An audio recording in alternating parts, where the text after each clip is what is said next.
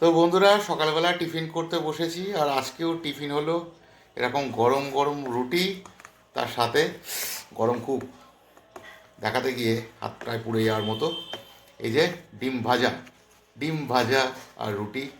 আজকেও সকালবেলা আমার টিফিন। তো মোটামুটি অর্ধেক রুটি নিয়েছি, এর মধ্যে ডিম ভাজাটা এই যে একটু পুর মতো দিলাম, দিয়ে জাস্ট মুড়ে দিলাম এগ রোল। দুর্ধর্ষ দুর্ধর্ষ লাগে। ডিম ভাজা রুটি না সকালের টিফিনে দারুণ লাগে। আহা, ডিম ভাজাটা গরম গরম খেতে হবে, সাথে রুটিটাও থাকতে হবে গরম, তবেই ভালো লাগবে। মানে ঠান্ডা রুটি সাথে ঠান্ডা ডিম ভাজা হলে ব্যাপারটা ঠিক জমবে না কিন্তু। দারুণ।